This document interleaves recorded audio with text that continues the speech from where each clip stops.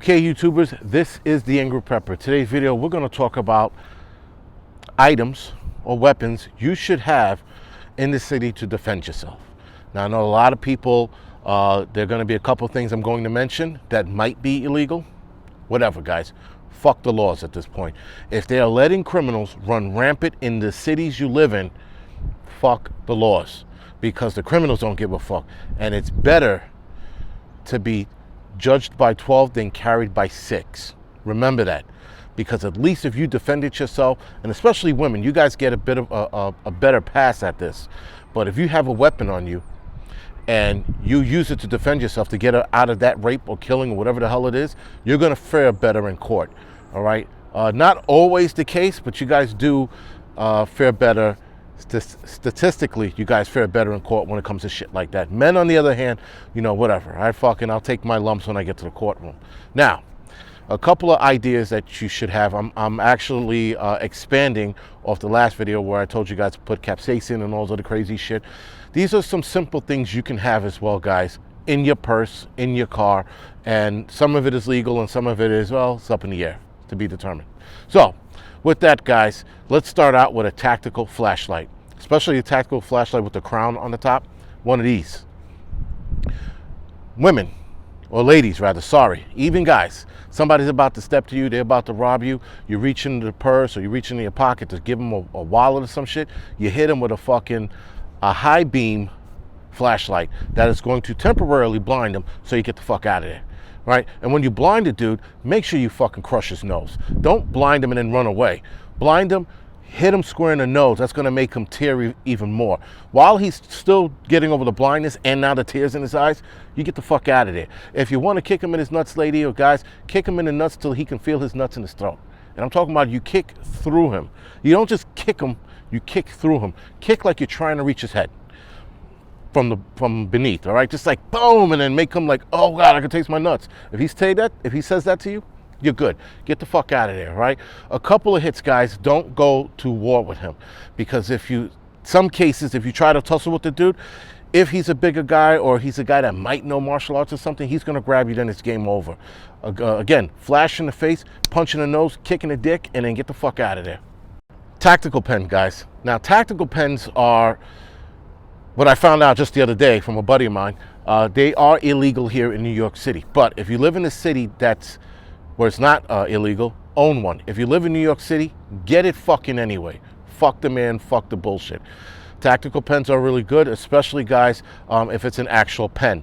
And then you can use a tactical pen to hit them in certain spots that's going to hurt like a motherfucker. Now, there are some courses out there, some YouTube channels that will teach you how to use a tactical pen.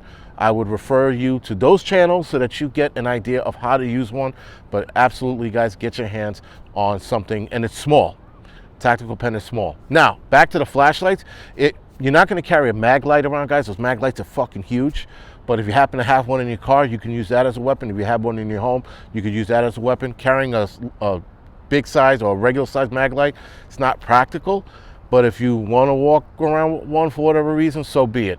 But make sure, guys, the lumen is high, because you want to blind the guy before you run away and hit him in the nose and kick him in the dicks. Remember that. Carabines, guys. Now, some of you like carabines. How to use that? Use the carabines like brass knuckles. Now, I have a couple downstairs. I had it on my fist once, and I was like, holy shit, this is like brass knuckles. The problem with it is that it will move if you hit the guy the wrong way, but it will hurt as well. This is going to give you some time, because it'll shock the guy, and if not, it'll pain the guy if you hit him square in the nose or if you hit him square in the dick. Now, keep in mind, guys, always swinging for the head. Sometimes you want to swing for the solar plexus or punch for the solar plexus or punch for the dick. That's going to hurt. The solar plexus and the dick, it's almost game over. With the carabine going across your fist, guys, again, it acts like brass knuckles. You knock them a couple times to shock them, get the fuck out of there. Like I said before, guys, mace and pepper spray. Get either or of those, or both if you want. If you want to have an arsenal of mace and fucking pepper spray, so be it. Get in that fucking guy's eyes. I'm gonna tell you right now, if I mace a dude and he falls on the ground, I'm getting in his fucking eyeballs. I'm getting up close and personal and pouring it in his fucking eyes. All of it. Not a little bit of it, all of it. The problem is, guys, these motherfuckers out here have to learn that people are going to defend themselves. And as long as they understand that, then there'll probably be less people less likely to rob somebody, or at least give it a second thought before they do that. So make sure, if you're going to use mace, if you're going to use pepper spray, if the guy winds up being on the ground, get in his ass with that. Try to open up his eyes if you can. Fucking keep spraying until you can't spray anymore. And then get the fuck out of there once you're done.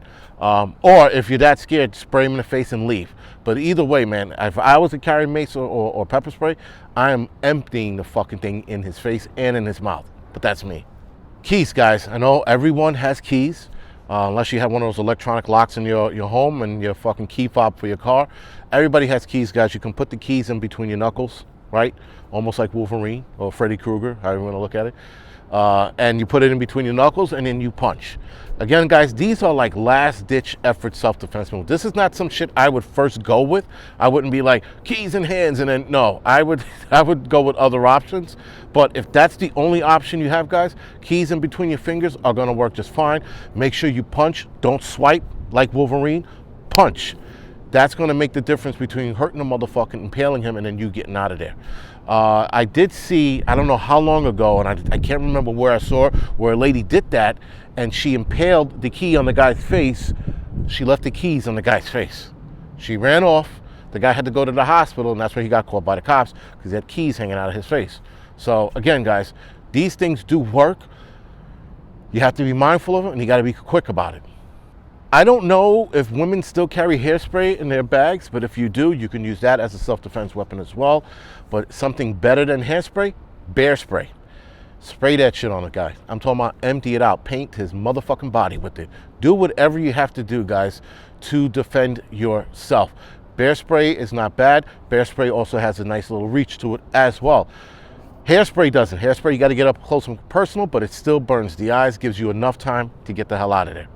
Now, I should have led with this, but I'm going to sort of end off with it. Self-defense classes, guys. Sign up for self-defense classes.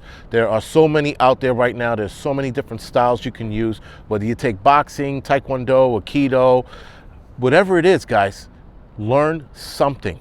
Learn basics. I know that there's a lot of self-defense women courses here where they teach women how to defend themselves against like rapists and shit like that. Sign up for one of those, guys. Whatever it fucking takes. Sign up for one of these classes and learn how to do some shit. Again, guys, and ladies, rather, your safety is the utmost important.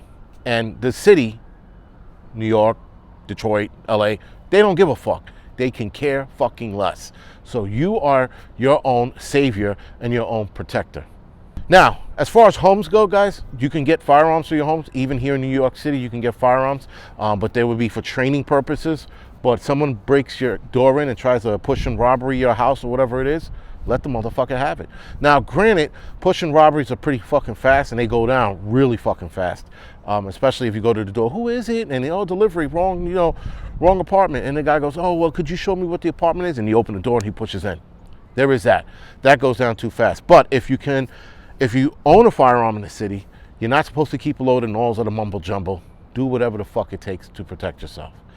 Bats and axes are the same as well.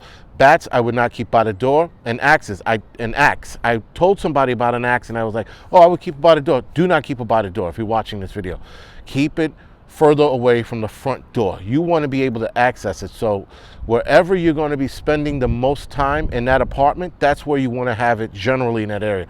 By the front door is a bad idea because if the guy does, again, a push and robbery, and out of the corner of his eye, he notices that axe by the door, he might grab it. So try to keep it in your bedroom or your living room or somewhere that you hang out the most. And learn how to swing these instruments, if you will. Because I'm going to tell you right now, you overswing on a bat or you overswing on an axe, you're assed out. As soon as you go like this, the guy has carte blanche at your face. So do yourself a favor, learn how to swing. Choke up on the bat or choke up on the axe and learn how to swing that. Do not overswing with those because you'll leave yourself exposed once you do this. Especially if he tackles you. Once both your hands and your hips are twisted, he could tackle you. So again, keep that in mind. Guys, it has gotten so bad here that I'm doing videos on how to fucking protect yourself. This is how bad it is. And none of this, guys, is guarantees or finite. None of it. These are just ideas that I came across when talking about it with a buddy of mine who just retired from the NYPD, by the way, talking about it with him, and I'm just like, this is where we are. We are here because the mayor refuses to do anything about it, but he's not worried about the fucking people here that are dying left and right. All right, guys, so other than that, this is the Angry Prepper. Thank you for watching. You can like and subscribe to this channel, the Angry Truths channel, and all the other fucking channels in the comment section, the description section below. Other than that, guys, thank you for watching.